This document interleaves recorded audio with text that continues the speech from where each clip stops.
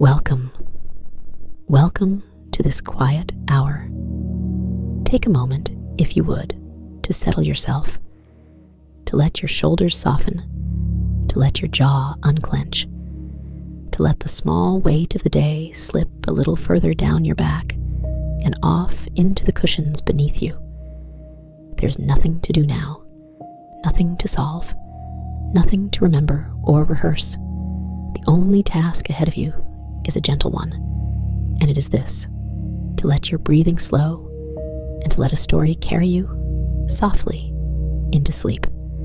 Breathe in, if you like, slowly, without effort, and breathe out longer than the breath in. And again, in and out. Tonight, we are going to a small place, high on a cliffside, at the blue hour of evening. It is a place made of rice paper and cedar wood, of warm amber light and folded wings, of quiet footfalls and softly sliding drawers. It is a place where the shadows of birds are gathered like petals, and where the birds themselves are made of paper, and where nothing is ever hurried and nothing is ever loud. You do not need to picture it perfectly. Let the images come and go as they wish. Let some drift past unnoticed. Let others settle gently at the edge of your mind. You are not here to remember. You are only here to rest. If your thoughts wander, that is well. Let them wander. They will find their way back, or they will not, and either is fine. The story will continue with you or without you, and the words will keep going, and your breath will keep going, and slowly, without effort, sleep will find its way to you like a lamp being carried through a long hallway. So let the shape of the room around you dissolve just a little. Let the edges of things soften. Let the temperature of the sheets and the weight of the blankets be the last small things you notice before we go together, quietly, up the terraces of the cliffside city, up to a small aviary made of paper and wood, where the lanterns are just now returning to their perches, and the keeper is just now beginning her evening rounds. Close your eyes, if they are not closed already, and let us begin. The path up to the aviary is old, worn smooth by many soft-soled feet, and it winds along the terraces in slow, patient turns. On either side of the path, low stone walls hold back gardens of moss and stunted pine, and the moss glows in the last light, greener than green, almost blue at the edges. Somewhere below, at the base of the cliffs, a river moves. You cannot see it, but you can feel it. A low breath of moisture in the air, cool and clean, coming up the terraces with the evening. The sky above you is turning. Not quickly. Never quickly here. It has been that pale peach color, the color of the inside of a shell, for a long while now, and it is beginning, slowly, to take on the indigo that will hold it through the night. The two colors meet along the horizon, peach below, indigo above, and between them, so thin it is almost imagined, there's a band of gold. You climb, unhurried, and each step is easy. The stones beneath your feet are warm from the day. The air smells faintly of cedar and of something sweeter, older, that you cannot name yet. A scent like beeswax, like paper that has been folded and unfolded 1,000 times, like the oil in an old lantern that is burned gently for 100 evenings. At the top of the path, the terrace widens. Here the city opens out in low, tiled roofs, stepping down and down toward the mist that is beginning to rise off the river. The roofs are the color of wet stone, gray-blue in this light, and the mist between them is beginning to soften their edges, gathering in the alleys and the courtyards like slow, patient wool. And here, set into the cliff, is the aviary. It is not a large building. It is not meant to be. It is a long, low pavilion of dark wood and rice paper, with a curving roof that turns up gently at the corners, and eaves that hang out over a narrow deck of pale, polished boards. The walls are made of paper screens set in wooden frames, and behind the screens, warm amber light is glowing. A soft, breathing light, the color of honey held to a candle. Shapes move behind the paper, slow and drifting, and you know, without needing to be told, that the shapes are the lantern birds settling for the night. You cross the deck. Your feet make almost no sound. The boards are cool through the thin soles of your shoes, and where you pause, you can feel the smooth places where many feet have paused before you. The door of the aviary is a sliding panel of dark cedar with a small handle of pale bone worn to the shape of a fingertip. You do not need to knock. The keeper has been expecting you in the loose, unhurried way that she expects all things, which is to say, she has left the door slightly ajar, and the warm light spills out through the gap in a thin golden line across the boards. You slide the door open, and you step inside. The first thing is the warmth. Not a hot warmth, only the gentle warmth of a room that has been holding light all day. The second thing is the smell, cedar and beeswax, and the dry, sweet scent of old lantern oil, all layered together and softened by the paper walls. The third thing is the light itself. Everywhere, everywhere, that amber glow.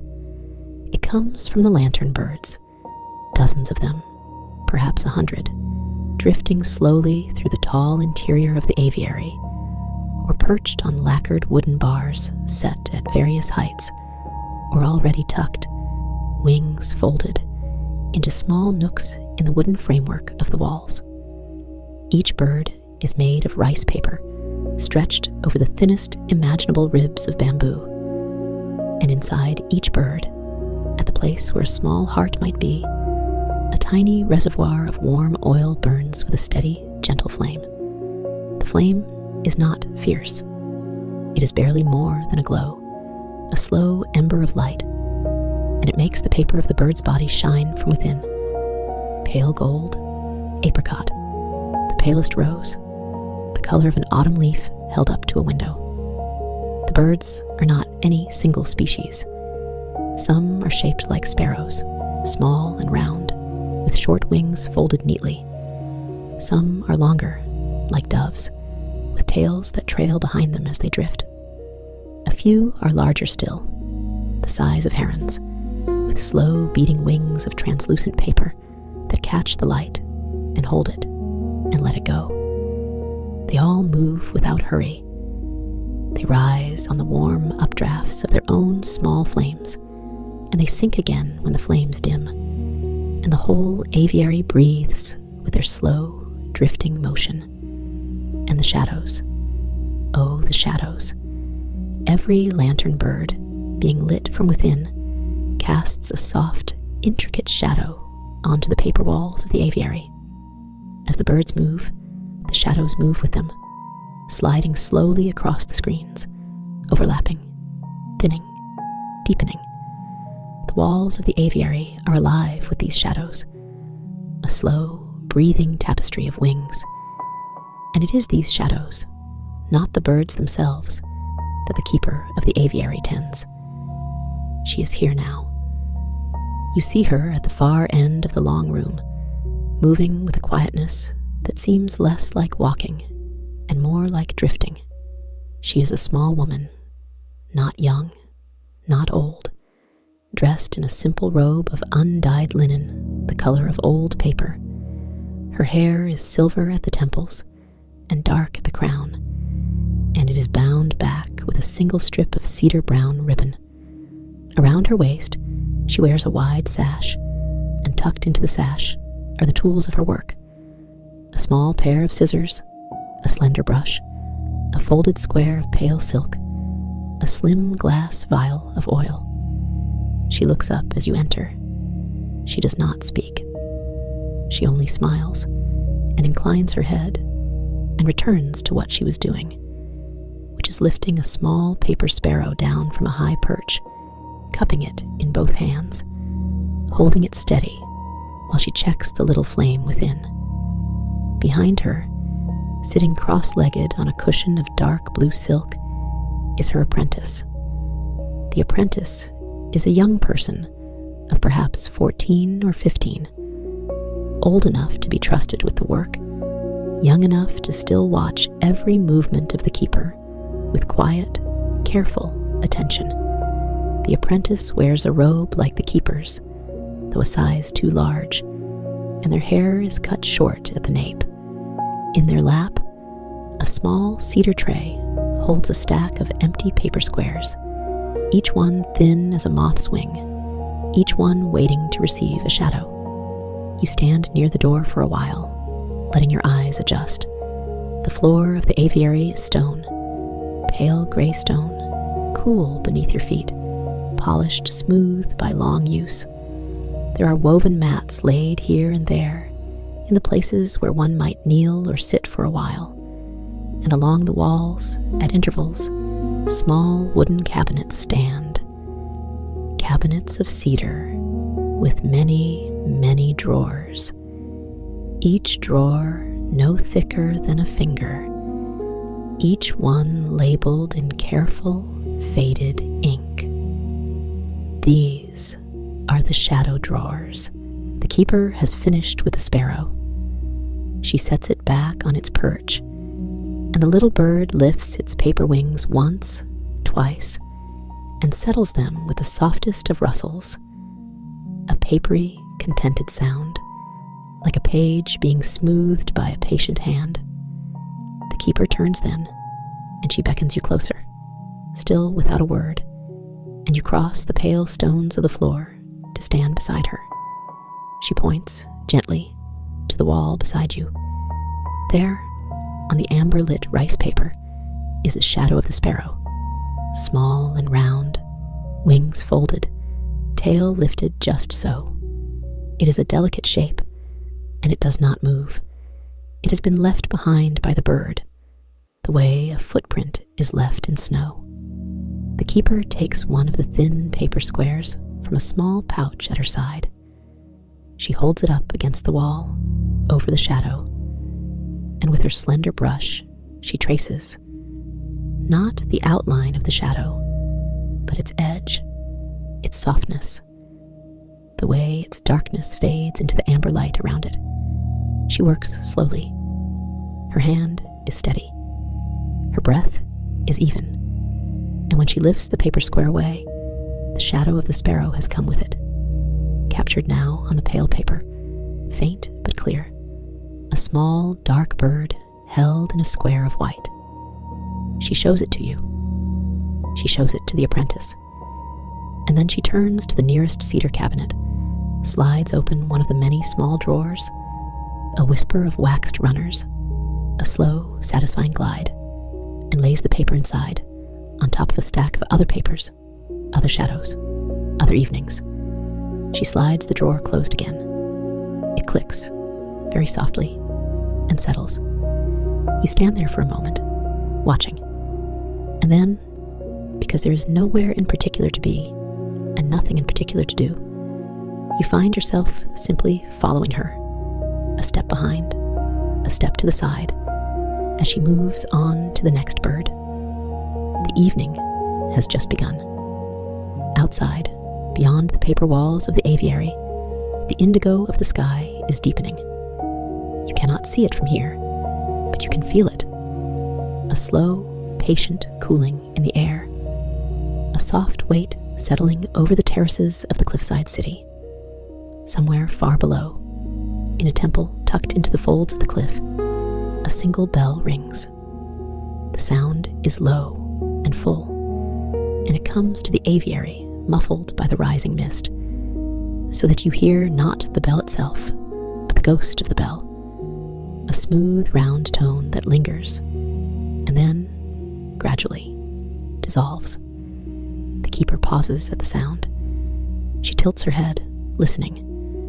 The apprentice looks up from the cushion, and their eyes meet the keeper's, and they share a small, quiet smile. The kind of smile that has no words attached to it, only the shared pleasure of a familiar thing. Then the keeper goes on. She works her way slowly down the length of the aviary, from perch to perch, from bird to bird. At each one, she pauses. She checks the small flame within the paper body. She smooths a wing where it has bent slightly from a day of drifting. She holds each bird for a moment in her cupped hands, feeling its warmth, feeling the softness of its paper skin against her palms. And when she has attended to the bird, she turns to the shadow it has cast on the nearby wall, and she captures that shadow gently onto one of her thin paper squares. Not every shadow is kept. This is the thing the apprentice is learning. This is the thing you begin to learn too, watching. Some shadows the keeper takes, and she folds them into her drawers. But some she does not. Some she considers for a long moment, brush poised, and then she lowers her hand, and she smiles very slightly, and she moves on, leaving the shadow where it is. You do not, at first, understand the difference. The keeper senses this. She stops beside a perch where a small paper dove is settling, and she gestures, a slow, unhurried gesture, for you to come closer. She points to the shadow of the dove on the wall. She traces the air just above it, not touching. And then she looks at you, and she taps, very lightly, the center of her own chest, over her heart, over her breath, and she waits. You understand, slowly, what she means. Some shadows want to be kept. Some do not. It is not a thing you decide. It is a thing you feel. It is a thing you learn by feeling many, many shadows over many, many evenings, until your hand knows the difference before your mind does. And when your hand knows, then you may fold and place and slide the drawer closed. And when your hand does not know, you may leave the shadow be and let it fade with the flame and let the evening carry it away. You nod slowly, and the keeper nods back and returns to her work. The apprentice, on their cushion, is practicing. You see now that they have a small paper square in their hand, and they are watching a shadow on the wall near them, the shadow of a large, slow paper heron that is drifting overhead. The apprentice's brow is a little furrowed. Their brush hovers over the paper. They wait, and finally lower the brush and set the empty square aside. Not this one. Not tonight. The keeper glances over, sees this, and gives the smallest of approving nods. The apprentice's shoulders soften. They pick up another paper square and settle in to wait for the next shadow. Time here does not move the way time moves elsewhere. Outside, the sky is turning from indigo to a deeper indigo, and the last band of gold along the horizon is thinning. Inside, the amber glow of the lantern birds fills the paper walls with warmth, and the drift of shadows on those walls goes on, and the keeper goes on with her patient, small work, and the apprentice waits, and you watch, and breathe, and let your shoulders drop a little further. You realize, after a while, that you have been standing very still for a long time, and that this feels perfectly natural. There's a kind of tiredness settling into your legs. Not a sore tiredness, only the pleasant heaviness of stillness held for a while. And the keeper, sensing this without seeming to look, gestures toward one of the woven mats along the wall. You go and sit on it, The mat is cool at first, and then warm beneath you. You cross your legs, or you stretch them out, whichever feels easier, and you rest your hands, palm up, in your lap. From this new place, low to the floor, the aviary looks even more like a lantern itself. A great, warm room hollowed out of the dark cliff, glowing softly, breathing softly, full of the slow motion of paper wings. You breathe in, you breathe out. There's a paper sparrow settling on a low perch just an arm's length from you. It rustles its wings once, twice, and folds them. Its small flame flickers gently, and its shadow, round and neat, with a small lifted tail, appears on the wall behind it. You look at the shadow. You feel for a moment that you almost understand what the keeper meant. This one, you think, does not want to be kept. This one is content to fade. You are not sure why you feel this, but you feel it, and it is a soft and pleasant thing to feel, and you do not question it. The keeper moves past you, so quietly you barely notice. She is going to the far end of the aviary, where a heavier bird, a paper crane, taller than the herons, with a long, curving neck, is beginning to descend from the rafters. The crane's flame is the largest of all, and its light spills out through its paper body in soft golden ripples, and the shadow it casts is enormous and slow, sliding across the whole of the north wall as it comes down. The keeper waits for it. She holds up her hands, and the great paper crane drifts down into them, wings folding as it comes, and she cradles it as a mother might cradle a sleepy child. Its flame, up close, is the size of a walnut. Its paper body is warm. She checks it carefully. She smooths a small crease along the neck where the paper has softened from many foldings, and she turns to a shelf near the wall and takes down a small, stoppered glass vial. The oil. She uncorks the vial, and a scent drifts out. That dry, sweet scent you noticed when you first entered, older and deeper now, with a note of something like pressed flowers, and something like clean smoke, and something like nothing else in the world. She tips the vial, and a single drop of golden oil falls into the small reservoir at the crane's heart. Just one drop. That is all it needs. The little flame brightens, steadies, holds. She corks the vial. She sets the crane on its low perch, and it settles its long neck along its back, and its eyes, if it has eyes, and it does, small round dots painted on its paper face. Its eyes seem to close. The shadow of the crane rests on the north wall now, huge and quiet. The keeper looks at it for a long time. Then she takes out a paper square, larger than the others, a proper sheet, wide as her forearm, and she works with her brush along its edges.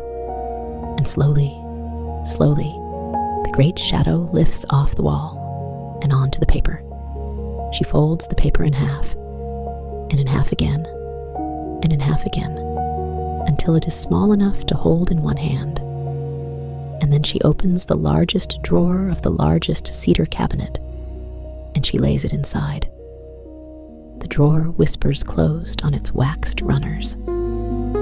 You feel, for a reason you cannot name, that this is important, that this shadow of the great crane, folded and tucked away, will be there for a long time, that someone, perhaps in 100 years, will slide open the drawer and unfold the paper and see this evening's crane again, the way its neck curved, the way its wings folded, the way its shadow filled the whole north wall in the blue hour. And you feel, in some deep, quiet part of yourself, that this is a good thing. The keeper turns to you. She smiles again, small, warm, unhurried, and she moves to the middle of the aviary, where a low table stands. On the table is a small brass kettle, and beside the kettle, 3 small cups of unglazed clay. She kneels beside the table. She pours steaming water from the kettle into each cup, and she looks up at you and at the apprentice and gestures for you both to come. You rise from the mat slowly and cross the pale stones to the table. Your legs feel loose and easy. You kneel across from the keeper. The apprentice comes and kneels beside you. The keeper lifts a small tin from the table and unscrews its lid, and inside are dried petals, pale yellow, curled at the edges, giving off a soft, faintly honeyed scent. She takes a pinch and drops it into each cup, and the petals uncurl slowly in the hot water, opening like small, tired hands. The 3 of you sit. You do not drink yet. You wait for the tea to steep. You watch the steam rise in slow curls from the cups, and you watch the lantern birds drifting overhead, and you listen to the small sounds of the aviary, the papery rustle of a wing settling, the soft click of a bamboo perch as a bird lands on it, the almost inaudible whisper of the keeper's breath, and yours and the apprentice's, all 3 of them moving together without effort. Somewhere far below, in the mist-filled city, the temple bell rings again, just once. Its ghost drifts up through the terraces and finds its way to you, softened and rounded and almost lost. The keeper lifts her cup. You lift yours. The tea is the color of pale straw. It smells of honey and of something like chamomile and something like the memory of sun on dry grass. You bring the cup to your lips. The rim is warm. You take a small sip. It is very good. It is warm without being hot. It is sweet without being sweet. It sits on your tongue for a moment and then slips down into you, and you feel it faintly at the center of your chest, a small pool of warmth that spreads and fades and leaves you softer than before. You take another sip, and another. The keeper drinks in the same slow way. The apprentice cradles their cup in both hands, breathing in the steam before they drink. No one speaks. No one needs to. When the cups are empty, the keeper turns them over, one by one, and sets them upside down on the table, as if to say that this part of the evening is complete. She rises. She returns to her work. And you rise too, feeling lighter, feeling smaller in a good way, feeling as if the tea has washed some small dust from the inside of you that you did not know was there. The apprentice returns to their cushion and picks up another paper square and waits. You wander now. You wander, slowly, along the length of the aviary. You look up at the paper birds drifting in the warm air above you. You look at the shadows they cast on the walls, some sharp, some soft, some overlapping, and merging into shapes that are not birds at all, but something else, something like clouds, something like slow-moving water. You look at the many small cedar cabinets, at the many, many drawers, at the faded ink labels, some written in a hand you cannot read, some more recent, in the keeper's neat, unhurried script. Autumn, low light, west wall. Summer, morning, east perch. Winter, first snow, upper rafters. Spring, mist, low doves. There are so many. You pass drawer after drawer, cabinet after cabinet, and you understand, without being told, that these labels go back further than the keeper herself, and further than the keeper before her, and further than the one before that, all the way back to some first keeper long ago, who began this work in a small aviary on a cliffside, and folded the first shadow into the first drawer, and closed it, and started something that has continued, quietly, patient evening after patient evening ever since. You reach out once and let your fingertips rest very lightly on the front of one of the drawers. The wood is smooth and cool. The brass pull is small and worn. You do not open the drawer. It is not yours to open, but you let your hand rest there for a moment, and you feel, faintly, the weight of all the shadows inside it. All the evenings, all the small, careful hands, all the folded paper squares. And it is a good weight, a settled weight, a weight that steadies you rather than pressing on you. You lower your hand, you move on. At the back of the aviary, there is a low, arched doorway that leads into a smaller room. The keeper has gone through this doorway now, and you follow, slowly, ducking a little to pass beneath the arch. The smaller room is a workroom. It smells more strongly of cedar and beeswax and oil, the good, warm smells that seem to be the whole climate of this place. Along one wall is a long, low bench of dark wood, worn to a soft gloss in the middle from years of use. On the bench are the tools of the keeper's craft: small pots of paste, folded stacks of rice paper in many pale colors, thin strips of bamboo laid out in bundles, tiny brushes with handles of ivory or bone, and a row of stoppered glass vials of oil, each labeled in the same faded ink as the drawers outside. Along the other wall is a shallow basin of stone filled with clean water, and above the basin hangs a small paper lantern. Not a bird, only a lantern that gives off a very soft glow. The water in the basin is still.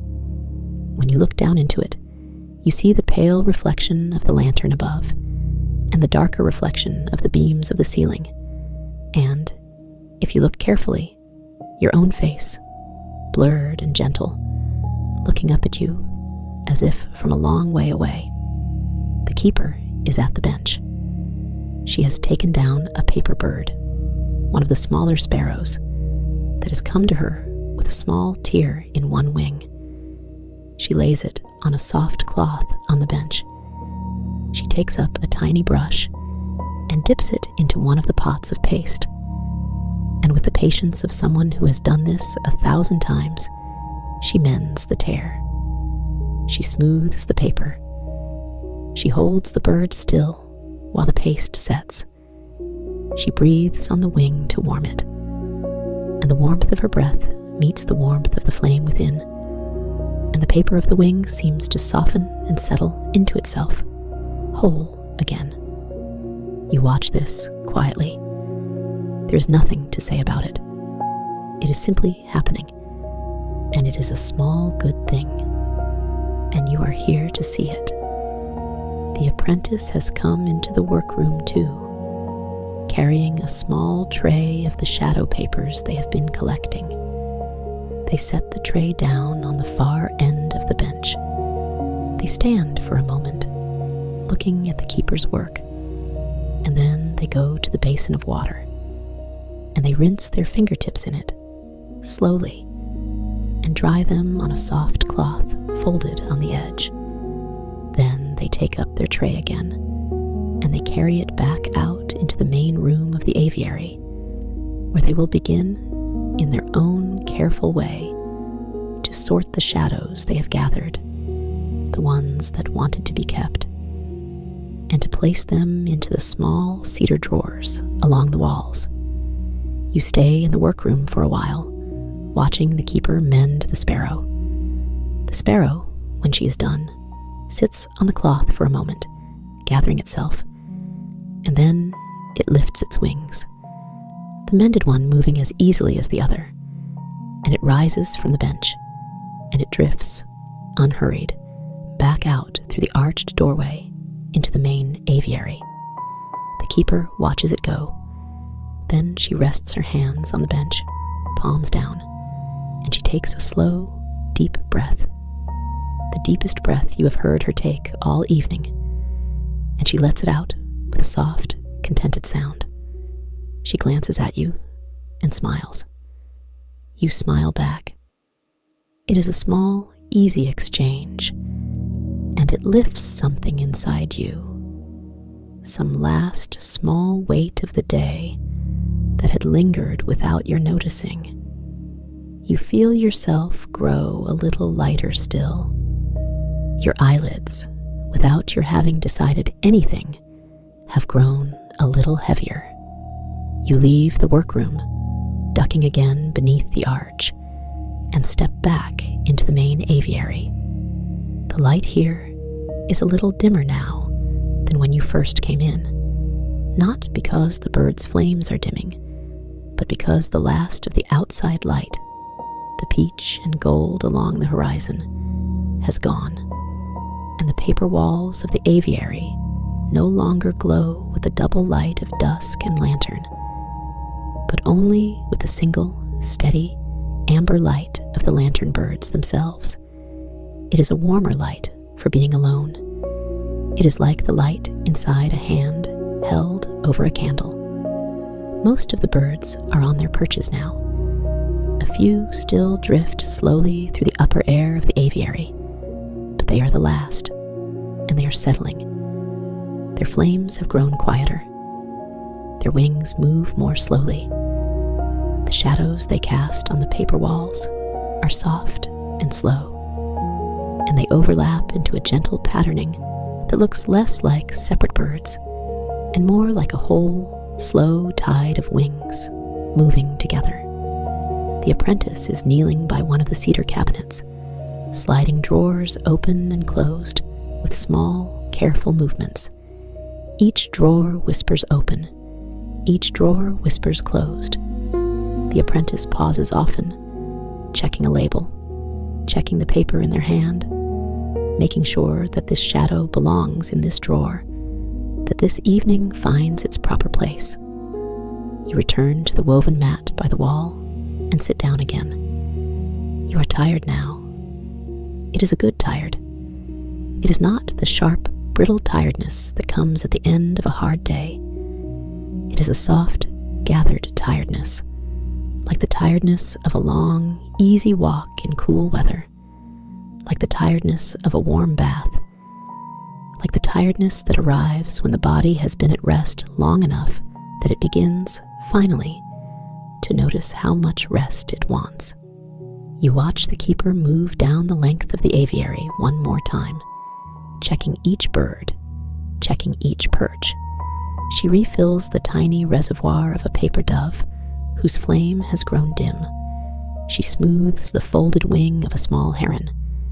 She pauses at the great crane and lays one hand very gently on its curved neck and stands there for a long moment with her eyes closed, breathing with the bird, or perhaps breathing for it.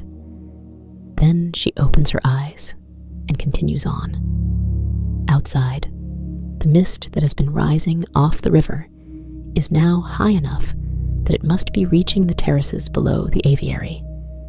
You cannot see it, but you can feel a certain thickness in the sounds from outside.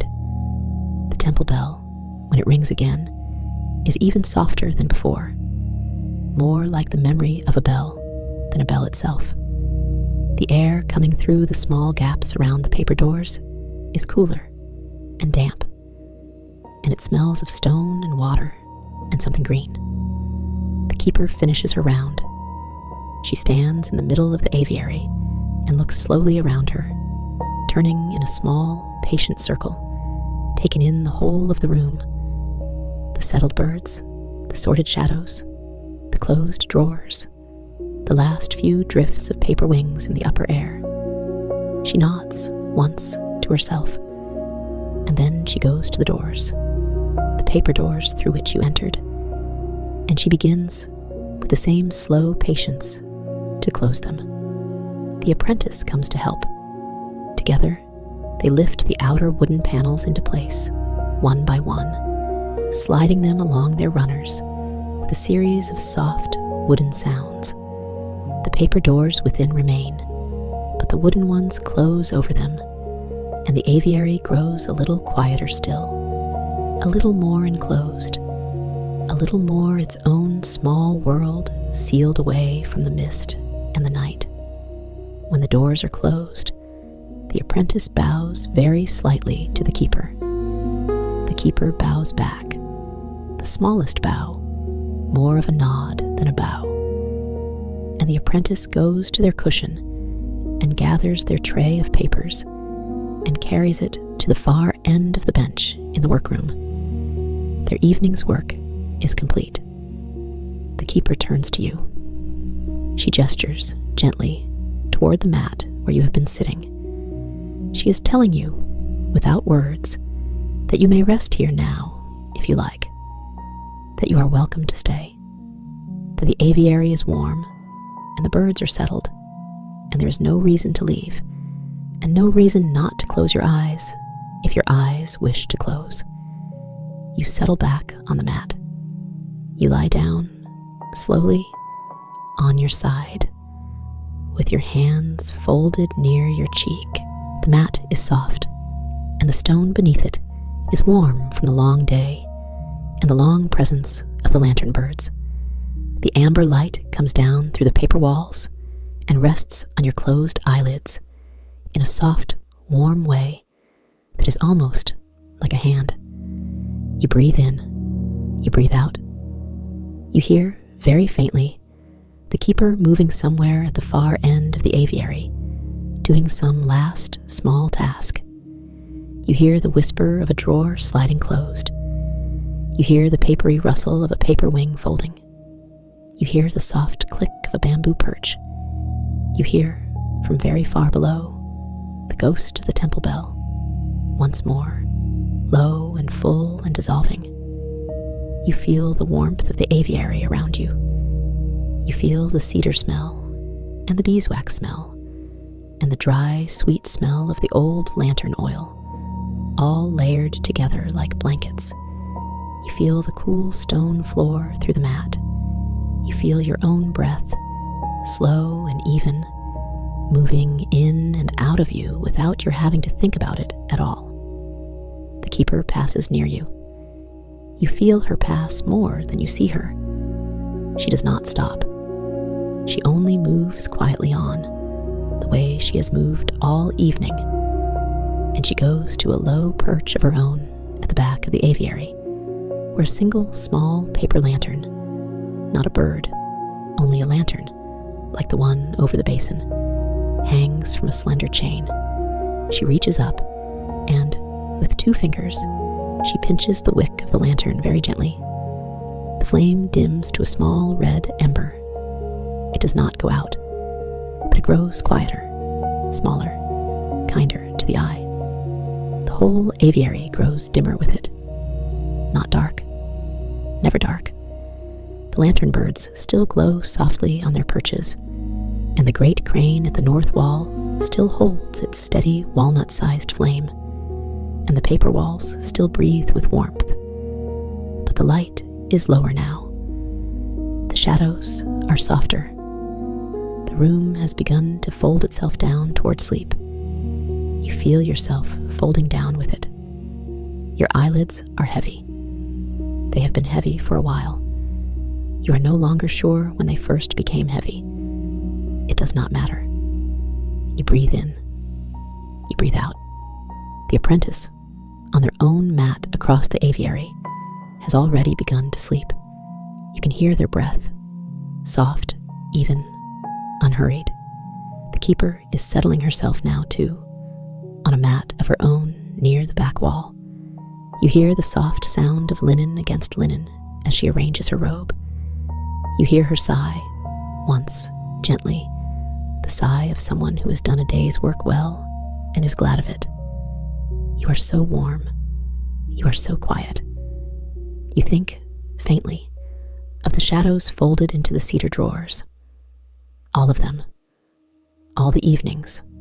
All the seasons. All the slants of light. You think of them resting there in the dark, thin and patient, and it seems to you that they are like small, sleeping things themselves, and that the drawers are like their soft beds, and that everything, in the end, has a small, soft bed of its own to return to. You think of the paper birds on their perches. You think of their little flames, holding steady through the night. You think of the shadows they are still, even now, casting on the walls. Shadows that no one is watching. Shadows that will fade with the flames toward morning. Shadows that were never meant to be kept, only witnessed for a while, and then let go. You think of the mist rising off the river, and the terraces disappearing into it, one by one, from the bottom up. You think of the temple bell, silent now, resting in its wooden tower. You think of the indigo sky above the aviary, dark and full of stars you cannot see through the paper roof, but that are there, patiently, turning. You are drifting. You are drifting the way the paper birds drift on their warm updrafts, slowly, without effort. You do not have to do anything to drift. You only have to allow it. Your breath is slow. Your body is soft. The mat beneath you is warm. The light beyond your eyelids is amber. The smell of cedar is close, and the smell of beeswax, and the dry, sweet smell of old lantern oil. You do not have to remember any of this. You do not have to hold on to it. The shadows of your day, whatever they were, the small ones, the large ones, the ones that stayed with you longer than you wished, they are here too, in this quiet aviary, in some form or another, and the keeper has already tended to them. She has looked at each one and known which ones wanted to be kept and which ones wanted to be let go. And the ones that wanted to be kept are folded now, small and neat, in a drawer with your name on it, somewhere along the wall, and they are safe there, and you do not have to carry them. And the ones that wanted to be let go, she has let them go. She has let them fade with the flames and dissolve into the mist and drift down through the terraces into the night, where they will thin and thin and be gone. You are lighter for it. You breathe in. You breathe out. The temple bell rings once from very far below, softer than a whisper now. The keeper is asleep. The apprentice is asleep. The lantern birds are asleep on their perches, small flames steady, wings folded, paper bodies glowing gently in the amber dark. The great crane is asleep at the north wall, its long neck curved along its back. The shadows on the walls have grown very still. The drawers are all closed. The doors are all closed.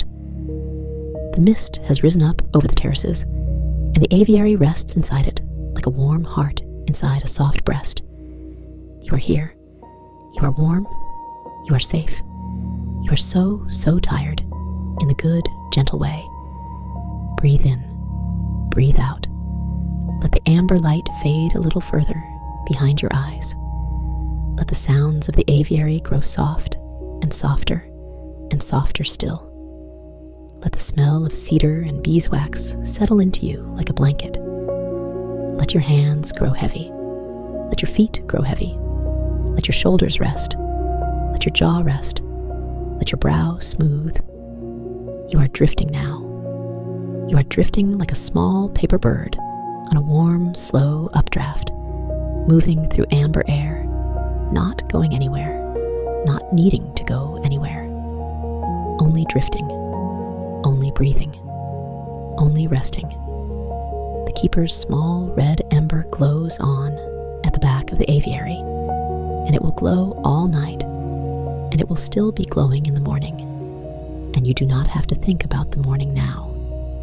You do not have to think about anything now. The story is over, or the story is not over, but it goes on without you, the way the aviary goes on without anyone watching. The paper birds will breathe softly through the night. The shadows will fade gently with their flames. The mist will hold the terraces close. The temple bell will not ring again until dawn, and dawn is a long, long way from here. Rest now. Rest. Let go of the last thread of the day. Let it slip from your fingers. Let it drift down into the mist and be lost there kindly. Breathe in, breathe out. Sleep. Sleep softly. Sleep warmly. Sleep. Sleep.